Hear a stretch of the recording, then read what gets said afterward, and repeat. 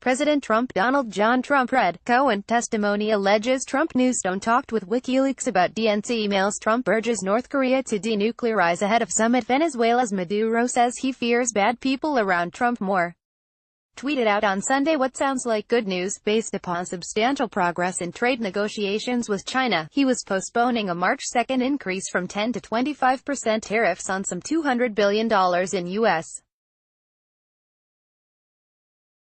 imports from China. The president even declared expectations of further progress and its signing summit at Mar-a-Lago, perhaps as early as March.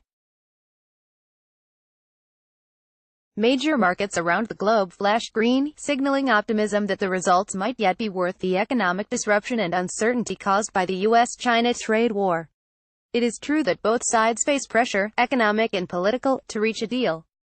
But all we really know for now is that President Trump sees enough momentum in the talks that hiking tariffs at this time would slow, not spur progress.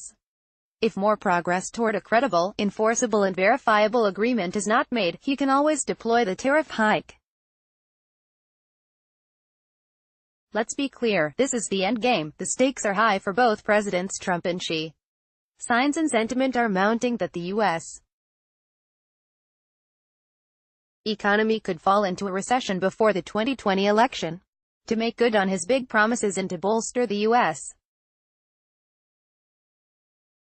and global economy before the election, President Trump needs a deal that, as a fitting conclusion to a year-long trade war with China, a year of economic disruption, and Trump's own words, have raised expectations for a robust, comprehensive agreement. That means not just promises from China to buy up to $1.2 trillion more energy, agricultural products and other products from the U.S. to reduce our persistent trade deficit with China, but verifiable improvements on intellectual property protections, cyber theft, forced technology transfers, non-tariff barriers, market access for U.S. services companies and other key structural issues. Xi, too, faces real challenges. Last year, China's economic growth slowed to a three-decade low, as public and private debt mounts and traditional drivers like real estate and infrastructure weaken. China's economy has gone through a fundamental change in recent years, from an investment and export-led one to a consumption-based economy. These changes are hard to manage and control. In January, Xi warned hundreds of abruptly assembled party officials that globally, sources of turmoil and points of risk are multiplying, and the party is at risk from indolence, incompetence and of becoming divorced from the public. Economic risks are a huge concern for Xi, who sees the potential in 2019 for restlessness at home, including if the trade talks blow up and slow growth even further. If that happens, China's debt levels, its tightly state-led economy and global conditions will constrain his ability to respond. A deal that de-escalates the trade war with the United States would boost flagging business and consumer confidence in China and enable Xi's government to train its focus on reining in debt and financial risks. Moreover, some in the party do see a need to accelerate and deepen economic liberalization. Xi is interested in control, not liberalization, but he could use the trade talks to ease criticism both of his handling of the economy and of China's relationship with the United States.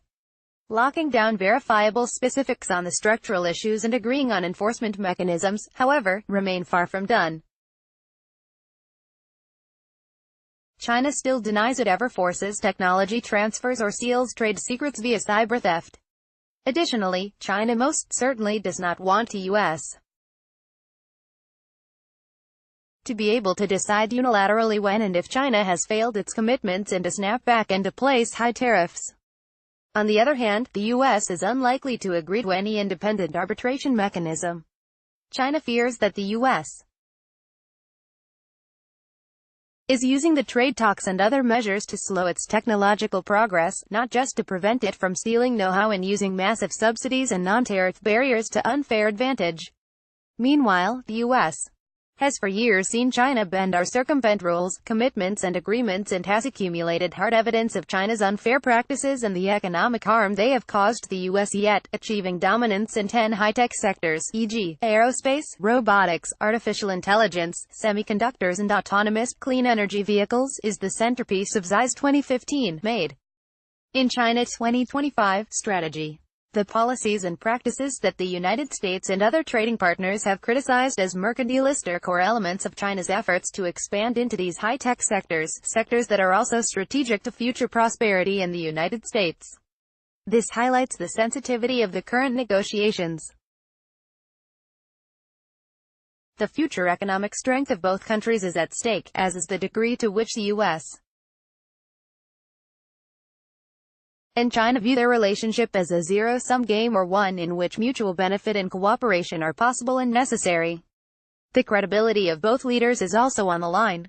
While the stakes are very high, trust is low. For China to take the risk of liberalizing during such a major economic transition, the U.S. should give China some certainty on tariff relief if China is implementing the agreement in good faith. It remains to be seen whether President Trump can reach a deal with President Xi that is better than any deal that anybody ever dreamed possible. Failure to reach a deal seems unlikely, given what is at stake for both leaders. They could well agree on stabilizing China's currency and increasing its purchases from the United States to reduce our trade deficit, as well as on market openings and intellectual property protections that are in China's own interest, along with some intermediate steps on the thorny structural issues.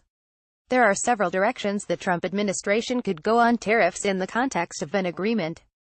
One is to keep the existing 10% tariffs on Chinese imports until China fulfills its commitments. Another is to lift right away some or all of the current tariffs, with the threat that the tariffs would snap back into place if China does not meet its commitments. In either case, the administration could retain the threat of new tariffs, like those just postponed, if the agreement is breached. Regardless, enforcement and verification mechanisms will be key. Reports from private U.S. companies and industry would no doubt be needed to verify progress on complex structural issues to ensure change is actually happening on the ground. A joint U.S.-China committee to regularly review implementation could be helpful as well. An effective agreement with China to ensure respect for fair trade and investment and international rules and agreements might better and sooner have been reached with the cooperation of like-minded allies, like the EU, Japan and Canada. This was foreclosed by the administration's unilateral tariffs on national security grounds against their products. But it is good news that a U.S.-China agreement may soon be reached, a credible agreement that both see as a win, would reduce both economic and geopolitical risk and uncertainty and give the global economy some breathing room. Stuart Eizenstat heads Covington. He's the former U.S. ambassador to the EU and the former domestic policy advisor to President Jimmy Carter. He's the author of President Carter, The White House Years. Ann Pence is a senior international advisor at Covington and a former G8 policy and international economic advisor to the State Department and senior advisor to the U.S. Millennium Challenge account. Christopher Adams is a senior advisor at Covington and a former Treasury official and trade negotiator responsible for China.